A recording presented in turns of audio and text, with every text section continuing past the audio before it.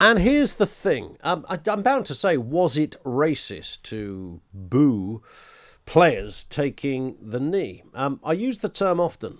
Are we living in a kind of Alice in Wonderland upside down world where yes means no, left means right? Blinding logic is exchanged for an imagined world or a scenario. The views of the many are spectacularly written off as minority thinking and casually supplemented with the views of the few.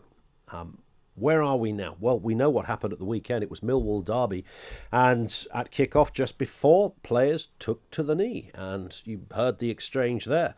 At the moment that first whistle blew, there it was. The boos kicked in. Many supporters were not happy. And, lots of people are, well, where does that stop and what next? Where else? What do you do? Do you take the knee or some other gesture for other... I'm thinking of the things that are kind of important. I Googled worthy causes just to see what it threw up. And I got the WASPy women, who are women campaigning for their old age pensions to be reinstated at a different time. I got issues of domestic abuse. And I got RSPCA thrown up when I did that. Where do you begin? Where do you end your symbolism? One of the problems, in fact, there's a lot of problems with this, a lot of problems with the knee issue. And it's, I think, only reasonable that we probably delve in to some of these. 0344 499 1000 is where you'll find us. And I'll throw that out as a fairly route one question. No apology for that. Was it racist to boo the players? I heard somebody earlier on, just sort of breathtaking analysis of this, talked about the racist fans. Not fans that might be racist, or not, it's possible that there were some racist among them, or it's possible that what they did could be construed as being racist. None of that. No. The racist fans. Complete conclusion based on, well, literally no evidence. The racist fans. And I'm thinking, the race, really? Wow. There may well have been the odd dodgepot in there booing who doesn't quite like the cut of the jib when it comes to the issue of taking the knee. But there are many problems with it. It comes into critical theory, and we'll come back to that as well. One of the problems, as I see it, I think it kind of symbolises a sort of subservient position, doesn't it?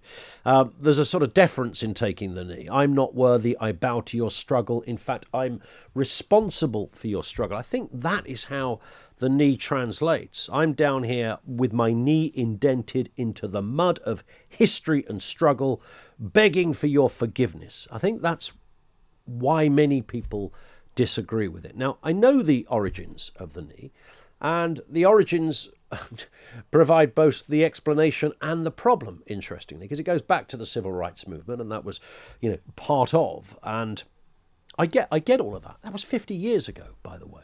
That was a time when people couldn't travel on the same bus, get in the same queue, drink from the same water fountain, even marry somebody of a different... My goodness. The list went up. That isn't where we're at now.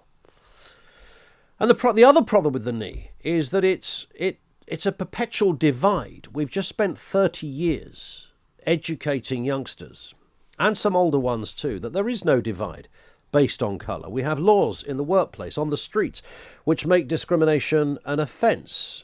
Now, it doesn't always work out like that. I get that, work in progress. Too many cases, huge issues around racism. But to deny progress, industrial scale progress, it's like denying the existence of fresh air. It would be ludicrous. Where do you want me to start? We've just had a black president for nearly 10 years in the White House. We can look at the corporate world, whether it's the head of John Lewis. You can look at issues of our cabinet, where our Home Secretary, our Chancellor of the Exchequer, non-white faces, the High Court, just about every, in TV terms, there's an overrepresentation of non-white faces. I understand why that needs to be done in the world of music, in the world of football, for goodness sake. There's no shortage of people who look and represent a very different world from the one that Martin Luther King was talking about all those years ago. You'd have to be a half-wit to say there's been no progress here. And this is one of the problems. What we are telling kids and young people is the world they currently live in is as bad as it was. I mean, this is destructive, it's divisive, it's dangerous. We're now educating a whole generation that racism is almost worse than it was in the 1960s, 70s, or even the 80s. Every footballer who takes the knee is directly telling their young fans that nothing has got better.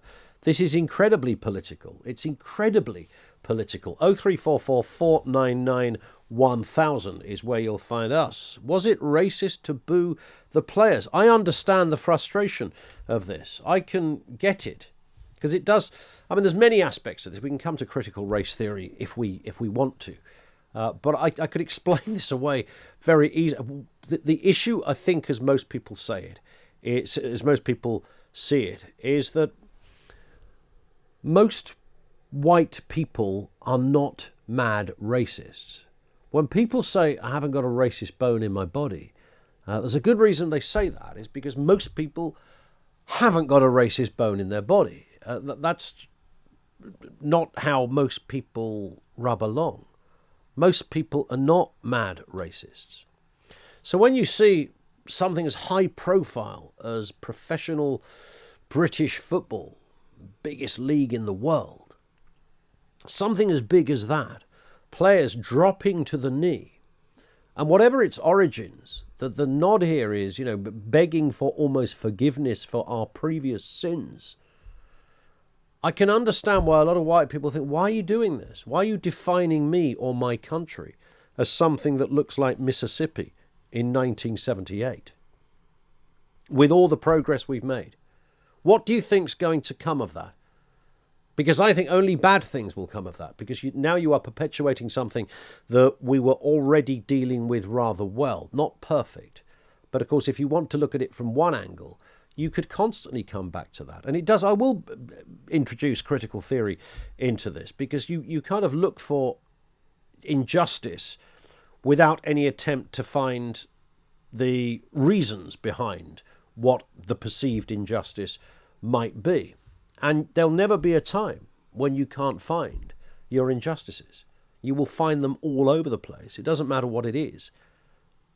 The whole way critical theory works, it's got no desire to find out what the reasons are behind something, merely to address a problem to create the headline. Why do you have no Chinese people work in your company? Because we couldn't find anyone of that background. And the ones we did find didn't speak English. Not good enough, say the social engineers. We deem you a racist organisation. Job done. End of. 0344 499 1000. So I think there's...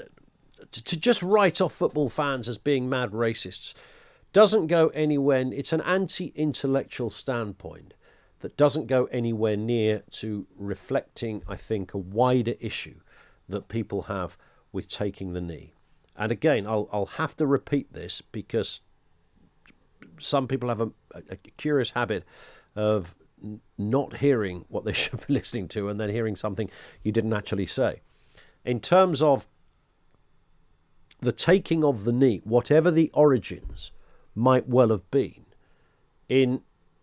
against today's backdrop, that has changed. And that's the bit that I think those that call out racism don't want you to think about. And it does largely ignore, when you have seismic gestures, you've got everyone from the old Bill to actors to top football players getting down on their knee and people shouting at them, get on your knee. And you're thinking, well, what am I doing here by getting on my knee? Are you asking me to align myself with something? Do I want racial equality? Yeah. So I have to do a grand gesture of your choosing in order for you to believe that I'm serious.